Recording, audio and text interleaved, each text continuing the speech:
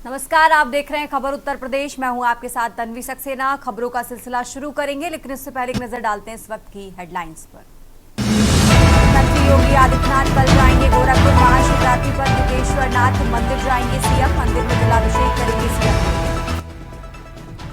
UP विधानसभा budget सत्र का 8वां दिन आज। यूपी सरकार के 2025-26 के बजट पर होगी चर्चा। सीएम योगी बजट सत्र में होंगे शामिल।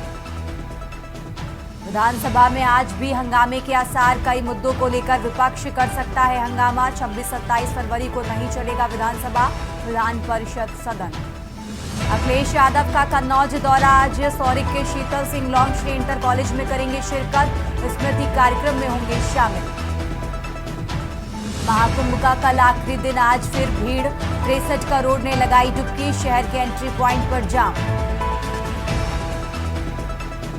हाथरस भगदड़ कांड में सुनवाई आज। पुलिस चार्जशीट में 11 आरोपी बनाए गए, तय हो सकते हैं आरोप। आप देख रहे हैं के न्यूज, खबरों का सारथी। और चलिए खबर उत्तर प्रदेश की शुरुआत करते हैं लखनऊ की खबर से। लखनऊ से खबर आपको बता रहे हैं, सीएम योगी आदित्यनाथ का कल गोरखपुर दौरा है। आपको बता दें, कल गोरखपुर जाएंगे सीएम योगी आदित्यनाथ। महाशिवरात्रि पर पितेश्वर नाथ मंदिर जाएंगे सीएम योगी। लखनऊ से खबर आपको बता रहे हैं, मंदिर में जलाभिषेक करेंगे सीएम योगी आदित्यनाथ। 26 फरवरी को गोरखपुर के पीपीगंज में आयोजन। महाशिवरात्रि पर पितेश्वर नाथ मंदिर जाएंगे सीएम योगी।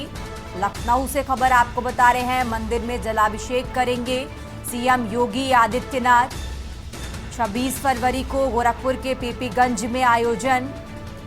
पीपीगंज के भरोहिया पितेश्वर नाथ मंदिर में कार्यक्रम। तो कल गोरखपुर जाएंगे सीएम योगी आदित्यनाथ। लखनऊ से खबर आपको बता रहे हैं, महाशिवरात्रि पर पितेश्वर नाथ मंदिर जाएंगे सीएम योगी। और इसी खबर पर ज्यादा जानकारी के लिए संदीप हमारे साथ जुड़ गए हैं। संदीप, जिस तरीके से जानकारी मिल रही है कि कल यानी महाशिवरात्रि के दिन गोरखपुर जाने वाले हैं सीएम योगी आदित्यनाथ, और क्या कुछ जानकारी आपके पास, दर्शकों को बताएं। संदीप।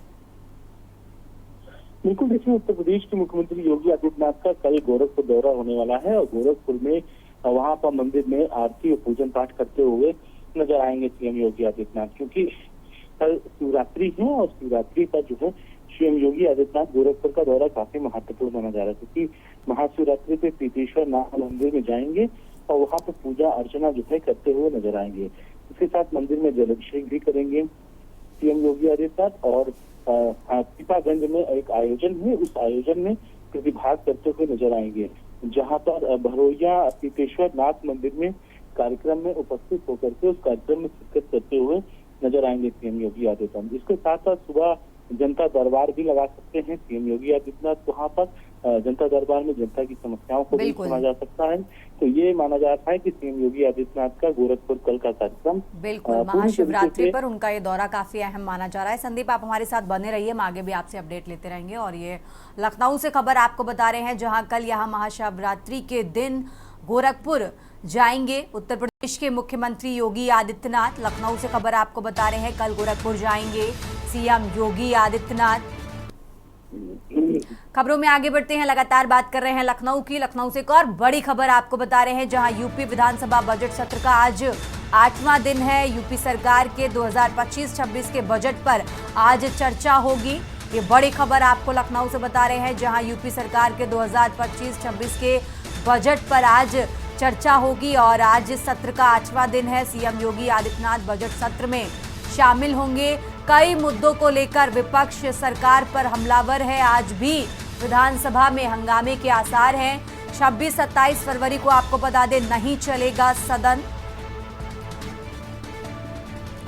और इसी खबर पर ज्यादा जानकारी के लिए हमारे साथ संदीप हैं। संदीप, जिस तरीके से आज विधानसभा का 8वां दिन है सत्र को लेकर, और आज देखिए पूरे आसार हैं कि विपक्ष कई मुद्दों को लेकर सरकार को घेरेगा। बिल्कुल, देखिए विधानसभा का आज सत्र का 8वां दिन है और आज यूपी सरकार जो है 2025 और 26 के बजट सत्र पर चर्चा करती हुई नजर आएगी।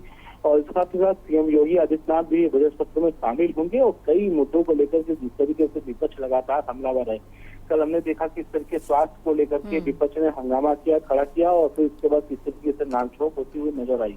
उसके बाद से हालांकि विधानसभा सत्र 2 घंटे के लिए स्थगित हुआ, फिर उसके बाद फिर से विधानसभा सत्र जो है सुचारू रूप से संचालन किया गया। लेकिन कहीं न कहीं सीएम योगी आदित्यनाथ ने एक बार फिर विपक्ष पर कटाक्ष मारी थी और जिस तरीके से कल देखा गया कि कुंभ के मुद्दे को लेकर के हो या कानून व्यवस्था के मुद्दे को लेकर के हो, विपक्ष हमेशा घेरने का काम किया है। लेकिन कहीं न कहीं सीएम योगी आदित्यनाथ ने उन सबसे पर्दा उठाते हुए अपने भाषण को लगभग 2 घंटे तक लेकर गए। तो ये एक महत्वपूर्ण रहा है और आज के दिन भी चर्चा होनी है और बजट सत्र को लेकर चर्चा होनी है। हालांकि 26 और 27 फरवरी को विधानसभा का सत्र जो है नहीं चलेगा, उसमें 2 दिन बंद रहने वाला है। इसके साथ साथ कार्यमंत्रणा की जो बैठक होगी उसमें यह फैसला लिया गया है, क्योंकि 26 को शिवरात्रि है और 27 तारीख को छुट्टी मनाई जाएगी। तो इसको लेकर के 2 दिन जो है खाली सत्रीय सत्र जो है बंद रहेगा। लेकिन महत्वपूर्ण बात है, आज भी कई महत्वपूर्ण मुद्दों को लेकर चर्चाएं विधानसभा में होती हुई नजर आएंगी।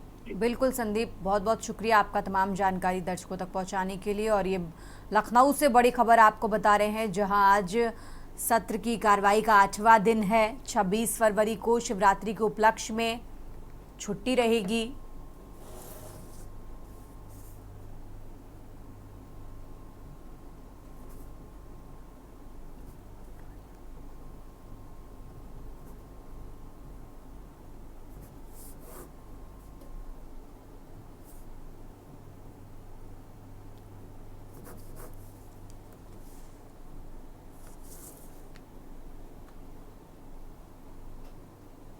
और इसी बीच सीधा आपको लिए चलते हैं देहरादून, जहां सीएम धामी क्या कुछ कह रहे हैं, सुनिए। गृह मंत्रालय की टीम और जिला एडमिनिस्ट्रेशन, वहां के जिलाधिकारी, पूरी उनकी टीम, पूरे रात भर हम लोग मुझे ध्यान है कि 4-5 बजे तक मैं भी लगातार उनके संपर्क में रहा और प्रातःकाल 8 बजे उस दिन हमारा एक यहाँ पर मैंने जो है पीडब्ल्यूडी डिपार्टमेंट की समीक्षा बैठक रखी हुई थी और इतनी बड़ी आपदा आ गई तो हमने तुरंत जो है उस बैठक को स्थगित किया। सतपाल महाराज जी का मुझे फोन आया कि बैठक में कितने बजे आना है लक्ष्मी जी, तो मैंने उनको कहा कि अब आज बैठक नहीं कर पाएंगे और आज हम लोग जो है यहाँ से सीधे केदारनाथ जी में जाएंगे। और भरत चौधरी जी को भी मैंने फोन मिलाया तो ये भी देहरादून में थे उस दिन, तो मैंने कहा आप भी तैयार हो जाइए और सीधे आप जो है हेलीपैड पर आइए। और हम लोग यहाँ से सीधे पहले गए घनसाली क्षेत्र में, गुत्तू क्षेत्र में बड़ी आपदा आई थी, वहां भी और बड़ा दर्दनाक था। वहां भी होटल चलाने वाले एक परिवार के दंपति पूरी आपदा की चपेट में आ गए और पूरा का पूरा सब कुछ वहां तबाह हो गया। बहुत बुजुर्ग माता थी, उनके बेटे और बहू दोनों ही एक साथ जो है उस आपदा में उनका वो लापता हो गए उसमें। और माता जी को पता भी नहीं था, माता जी को पता भी नहीं था, उनको आप बताए कौन घर में जाकर।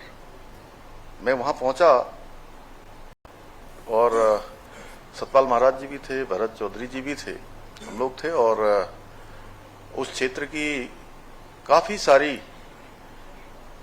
महिलाएं वो जो है बहुत तेज से, मतलब अब इतनी बड़ी घटना हो गई थी वहां से उनके बीच से, तो अब उसमें स्वाभाविक है उनमें आक्रोश भी था। तो अब वो मेरे को मिलना चाहती थी। तो हमारे एडमिनिस्ट्रेशन के लोगों को लगा कि अब पता नहीं क्या करेंगे मुख्यमंत्री जी को, आप ये लोग चंद्रशेखर जी, ये बड़ा वैसा मामला है। और वो जब हम गाड़ी की तरफ जाने लगे तो मुझे सबने कहा कि साहब गाड़ी में बैठिए, गाड़ी में बैठिए। तो मैंने कहा नहीं रुकिए रुकिए। और जैसे वो थी सब महिलाएं, हमारी बहनें थी, माताएं थी, तो एक ने मेरा हाथ पकड़ लिया। तो उन्होंने मेरा हाथ पकड़ा तो मैंने भी उनको पकड़ लिया ऐसे। मैं क्या कर सकता था? तो जब मैंने उनको पकड़ लिया सबको, मैंने भी ऐसे पकड़ लिया कि मेरी माँ है, मेरी बहन है, तो वो सारे के सारे मुझसे चिपट गई और चिपट के सब रोने लगी वहां पर। हमने कहा हम सब लोग जो भी यहाँ होगा वो करेंगे, बचाव करेंगे, ये करेंगे, जो भी सहायता है वो करेंगे। लेकिन बड़ा भावुक कर देने वाला क्षण था। वहां से हम किसी तरह गए। आने के बाद हम गुप्तकाशी में उतरे। गुप्तकाशी से फिर हमारे ये जिलाधिकारी कहाँ बैठे, दिख नहीं रहे। अच्छा, उधर फिर अब वहां हेलीकॉप्टर वाले ने कहा कि जो है साहब वहां पर तो एक ही आदमी आपके साथ और जा सकता है। तो मैंने कहा चलो फिर अब, लेकिन ये दिखाएगा कौन, क्या दिखाएगा। थोड़ा हम लोग चाहते थे कि भाई मीडिया के माध्यम से भी ये चीजें आ जाएं कि यहाँ पर ये बचाव का काम चल रहा है या हम लोग यहाँ आ गए हैं। खैर, डॉक्टर सौरभ ने कहा, ये डॉक्टर भी हैं, सब लोग जानते ही होंगे इनके बारे में। तो इन्होंने अपने मोबाइल से ही जो है जो यहाँ पर जो फोटो आ रहा था, जिसमें मैं उन लोगों के बीच में जब मैं पहुंचा तो मेरे मन में बड़ी शंका थी। मुझे लगता था कि ये लोग पूरी रात भर से बुजुर्ग हैं, दूर दूर के हैं, देश भर के लोग हैं, और यहाँ पर ये जब हम पहुंचेंगे तो निश्चित रूप से ये आक्रोश इनके अंदर होगा। किसी ने खाना नहीं खाया होगा, किसी ने कुछ नहीं करा होगा। तो वहां जाते ही मेरे मन में जितनी शंकाएं थी वो सब निराधार साबित हुई। सारी शंकाएं मेरी, उनका समाधान हो गया। हमको देखते ही जो है वो सब नारे लगाने लगे। तो और मैंने उनको कहा हम आ गए हैं, हम आपको निकालेंगे, हम करेंगे जो भी बचाव। लेकिन उन्होंने कहा कि नहीं, हमें पूरा भरोसा है, आप हमको निकाल लेंगे। और सबसे बड़ी बात ये थी कि एक ने भी जो है, किसी ने भी हमको जो है कुछ ऐसा नहीं कहा कि जिससे ऐसा लगे कि उनके मन में कुछ है। हालांकि कुछ लोगों को दवाइयां चाहिए थी, कुछ थी। तो ये जो फोटो चल रहा था ये डॉक्टर सौरभ ने खींचा अपने मोबाइल से। तो फिर उसके बाद ये बचाव का अभियान चला और लगभग कितने लोग निकले होंगे सौरभ, एग्जैक्ट क्या फिगर है आपके पास? हम लोगों ने 15,000 से ज्यादा और बड़ी संख्या में हेली से भी लोगों को निकाला, बड़ी संख्या में, और लगातार निकालते रहे। और उसके बाद लगातार अपडेट, लगातार हम क्षेत्र में जाना, हमने जाकर वहां पर समीक्षा बैठक करना, और इतनी जल्दी फिर से यात्रा शुरू हुई वहां पर। ये वास्तव में बाबा की कृपा से ही संभव हुआ। और इसमें हमको जहां हमारे आदरणीय राज्यपाल महोदय का लगातार मार्गदर्शन मिलता रहा, वहीं आदरणीय प्रधानमंत्री जी का भी लगातार, और आदरणीय गृह मंत्री जी का विशेष रूप से, कि उन्होंने कहा कि किसी भी तरह से अभी यात्रा का सीजन है, आप लोग कोशिश करिए कि यात्रा फिर से प्रारंभ हो जाए। और बाबा की कृपा हुई और यात्रा चली। और पहले चरण में जो यात्रा को लेकर अनेक प्रकार की लोगों के मन में कुछ प्रश्न थे, हमने कोशिश करी कि दूसरे जो हमारी यात्रा का दूसरा चरण चला, उनका समाधान हम करें। हमने समाधान किया। और अनेक अनेक स्थानों पर जो संपर्क मार्ग हमारे लगभग 29 स्थानों पर संपर्क मार्ग पूरी तरह से ध्वस्त हो गए थे, पुल ध्वस्त हो गए थे, भूस्खलन हो गया था, उन सभी को फिर से हमने प्रारंभ किया। और जो हमारे टेंट वाले लोग थे, हमारे घोड़े खच्चर वाले थे, होटल व्यवसायी थे, टैक्सी वाले थे, उन सभी को यहां हमने बुलाया, देहरादून बुलाया, उनसे बात करी। और बात करने के बाद जैसा जैसा उन्होंने हमको कहा और जो भी सुझाव दिए, हमने उन सब सुझावों को आगे बढ़ाया। और उसके बाद इसी दौरान एक चुनौती और आ गई, चूंकि अब राजनीतिक क्षेत्र में है तो वो चुनौती भी आप लोगों को पता है कि इसी दौरान केदारनाथ विधानसभा का उपचुनाव भी आ गया, असमय आ गया।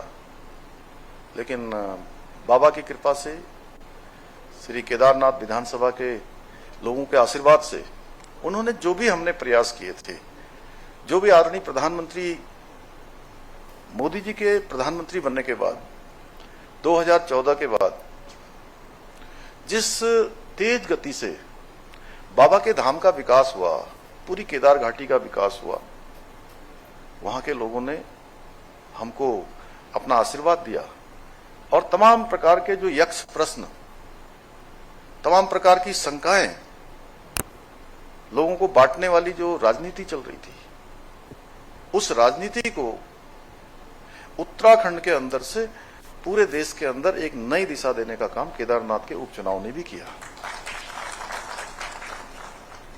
माननीय राज्यपाल महोदय हैं, लेकिन चूंकि मेरा विषय है, मुझे अभी जाना भी है, उनको बोलना भी, उनको सुनना भी है, लेकिन देश में इस प्रकार की चर्चा चल रही थी कि केदारनाथ धाम, केदारनाथ विधानसभा, उससे पहले बद्रीनाथ का चुनाव, उससे पहले लोकसभा के आम चुनाव में फैजाबाद का चुनाव हुआ, लेकिन उसको अयोध्या से जोड़ा गया। लेकिन बाबा के आशीर्वाद से यहां से जो परिवर्तन हुआ, उसके बाद पूरे देश में, पहले हरियाणा में और हरियाणा के बाद महाराष्ट्र में और महाराष्ट्र के बाद हमारे राज्य में लोगों ने केदारनाथ से जो सिलसिला शुरू किया, वो सिलसिला यहां पर ट्रिपल इंजन की सरकार बना के उसको आगे बढ़ाया। 3 इंजन की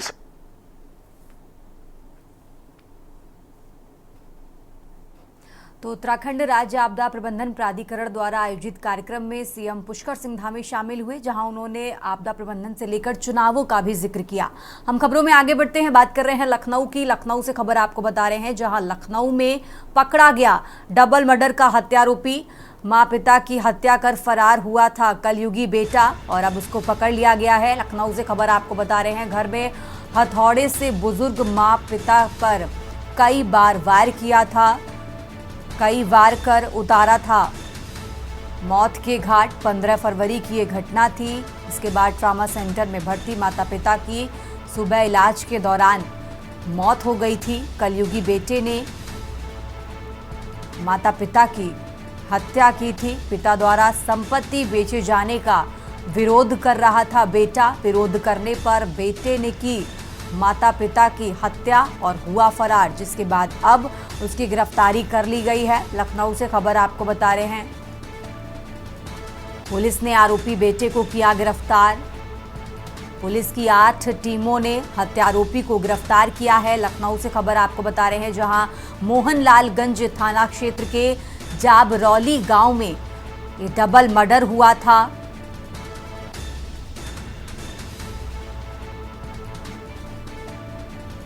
तो लखनऊ से खबर आपको बता रहे हैं, जहां 15 फरवरी को ये घटना हुई, जिसके बाद से आरोपी बेटा फरार था और अब उसको पुलिस ने गिरफ्तार कर लिया है। पुलिस की 8 टीमों ने हत्यारोपी को गिरफ्तार किया। लखनऊ से खबर आपको बता रहे हैं, और इसी खबर पर ज्यादा जानकारी के लिए हमारे साथ शिवा शर्मा जुड़ गए हैं। शिवा, जिस तरीके से जानकारी मिल रही है कि करीब 15 फरवरी को ये घटना हुई, उसके बाद से जो आरोपी बेटा था वो फरार था, वो उसको गिरफ्तार कर लिया गया है।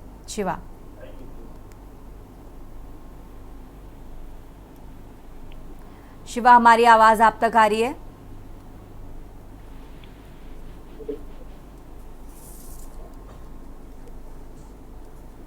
शिवा से संपर्क नहीं हो पा रहा है, हम दोबारा कोशिश करेंगे। और ये लखनऊ से खबर आपको बता रहे हैं, राजधानी लखनऊ से अहम जानकारी आपको बता रहे हैं, जहां माता पिता को मौत के घाट उतारने के बाद हत्यारोपी बेटा मौके से फरार हो गया था।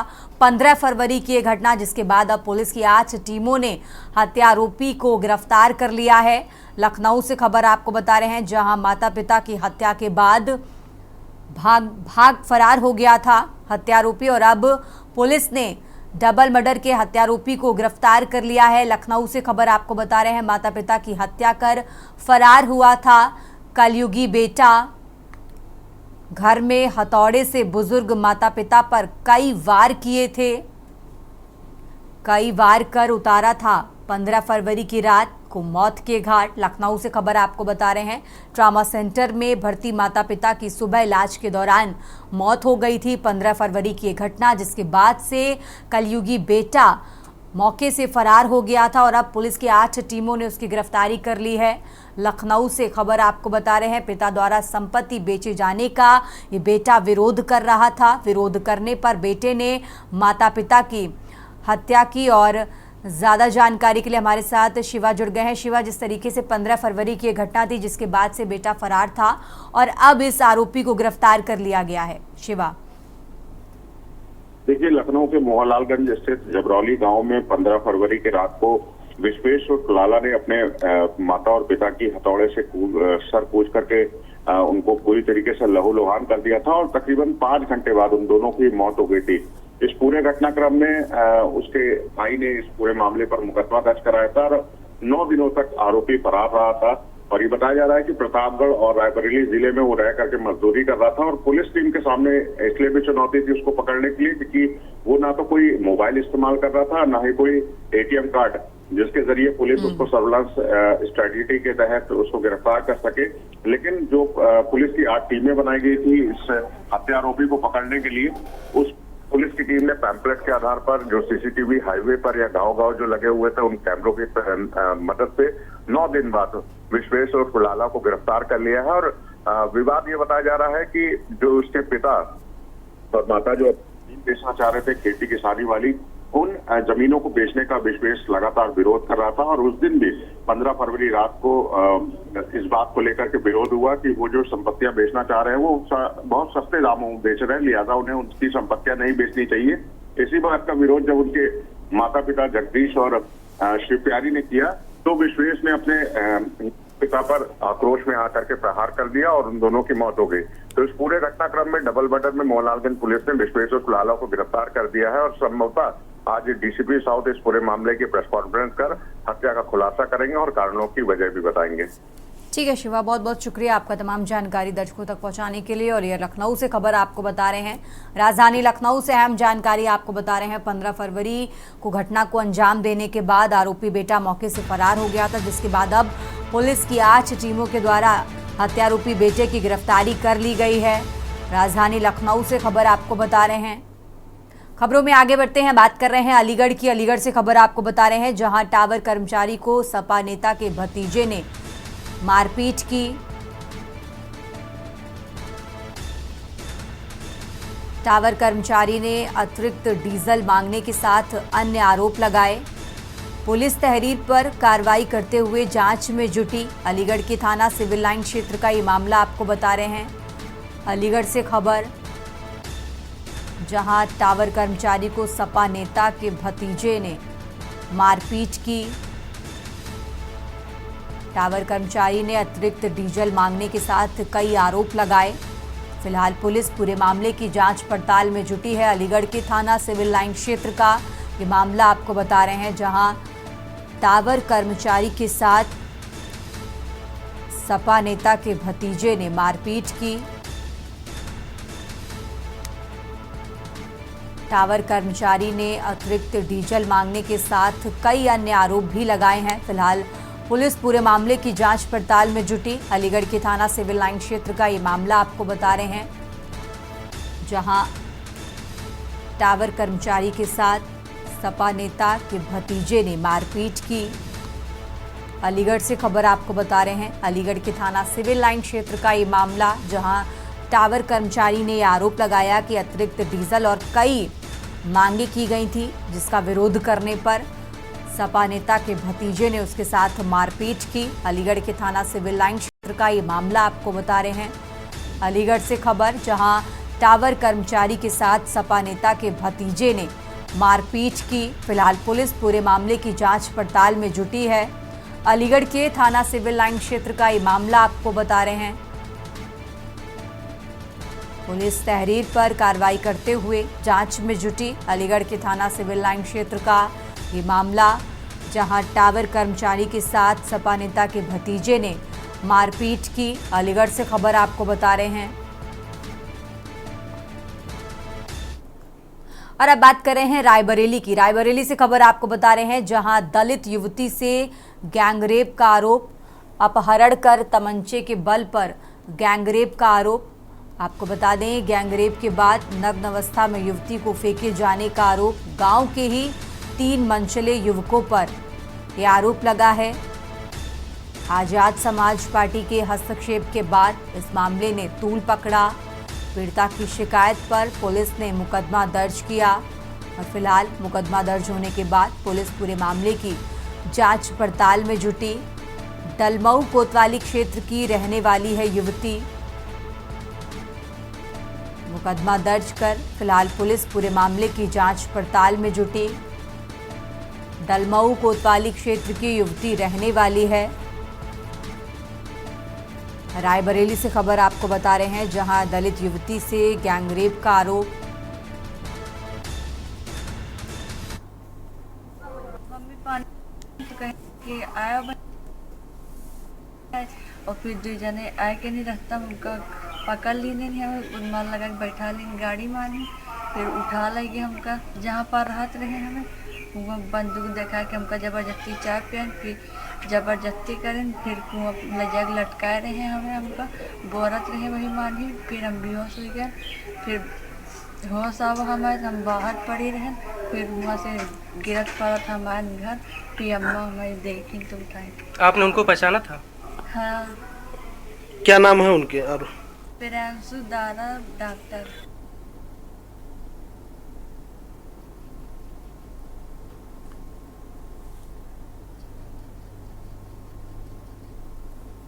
खबरों में आगे बढ़ते हैं, बात कर रहे हैं अलीगढ़ की। अलीगढ़ से खबर आपको बता रहे हैं, जहां महाशिवरात्रि को लेकर जिला प्रशासन अलर्ट हो गया है।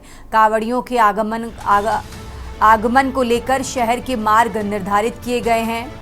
खेड़ेश्वर महादेव मंदिर के मुख्य मार्ग के रूट डाइवर्ट किए गए। अलीगढ़ से खबर आपको बता रहे हैं, जहां देहात क्षेत्र में कांवड़ियों की सुरक्षा के लिए यातायात के प्रबंध।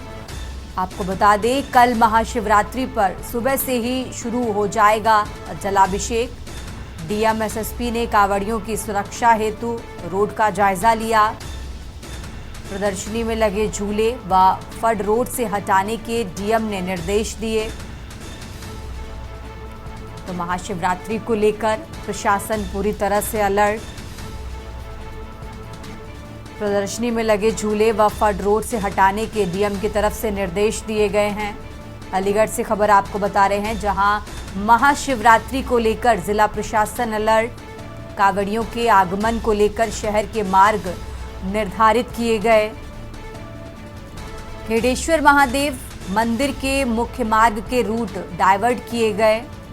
देहात क्षेत्र में कांवड़ियों की सुरक्षा के लिए यातायात के प्रबंध किए गए हैं। अलीगढ़ से खबर आपको बता रहे हैं, देहात क्षेत्र में कांवड़ियों की सुरक्षा के लिए यातायात के इंतजाम किए गए। तो कल महाशिवरात्रि पर सुबह से ही शुरू हो जाएगा जलाभिषेक।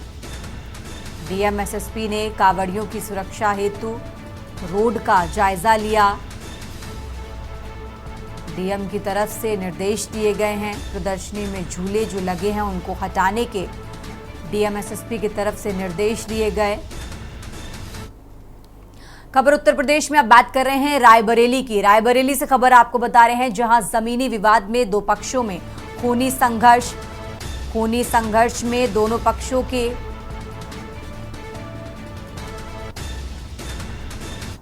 तो खबर उत्तर प्रदेश में फिलहाल इतना ही। आप देखते रहिए के न्यूज़ इंडिया।